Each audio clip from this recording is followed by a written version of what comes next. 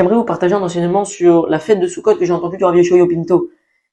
Il dit que chaque mitzvah, on sait tous que chaque mitzvah, chaque bonne action qu'on fait, cette mitzvah-là, cette bonne action, elle se mélange en nous, elle fait partie intégrante de nous.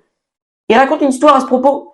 Une fois, un des élèves du Hari Akadosh, un des élèves du Harizal, est rentré dans les Shiva, et dès que cet élève rentre, le Harizal, il s'est levé. Tous les élèves sont allés voir le Harizal, ils lui ont demandé, Rabbi, pourquoi tu t'es levé quand cet élève-là est rentré dans les Shiva? Le Harizal a répondu, j'ai senti que la Neshama, l'âme de Rabbi Pinchas Ben Yair, était mélangée dans cet homme-là. À la fin du shiur, à la fin du cours du Harizal, ils sont tous allés voir cet élève-là et lui ont dit, comment ça se fait, comment t'as fait en sorte que la Neshama de Rabbi Pinchas Ben Yair se mélange en toi, tu peux nous expliquer? Il a dit, quand j'étais en chemin pour arriver au shiur du Hari Akadosh du Harizal, s'est présenté à moi la mitzvah de Pidyon Shmuim, la mitzvah du rachat des otages.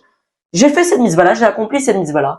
Et Rabbi Pinchas Ben Yair, qui était très makpid, qui était très pointué, qui faisait attention à bien faire cette mitzvah-là de rachat des captifs, et ben sa neshama, elle s'est mélangée en moi parce que j'ai accompli cette mitzvah-là, et donc c'est pour ça que le Hari s'est levé devant moi, parce qu'il a senti que la mitzvah de Rabbi Pinchas Ben Yair, elle s'était mélangée en moi.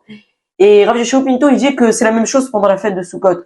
On sait tous que pendant tous les 7 jours, pendant les 7 jours de la fête de Sukkot, c'est ce qu'on appelle les Shiva Ushpizin, les 7 invités. Chaque jour de la fête de Sukkot, il y a un invité qui vient avec nous dans la soukha. Le premier jour, par exemple, c'est Abraham.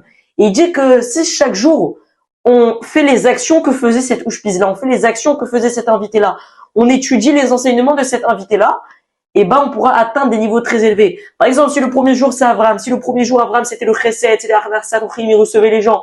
Si le premier jour on fait du chesed, on étudie les enseignements de Abraham Avinu, on essaye de faire les mêmes actions qu'Abraham Avinu, et ben on pourra atteindre des niveaux très élevés, et ainsi de suite. Chaque jour, le deuxième jour c'est le deuxième Ushpiz, et chaque jour on étudie les enseignements du Ushpiz du jour, de l'invité du jour, et les actions que faisait cet Ushpiz là, et par ce biais-là on pourra atteindre des niveaux très très élevés, Bezrat Hashem.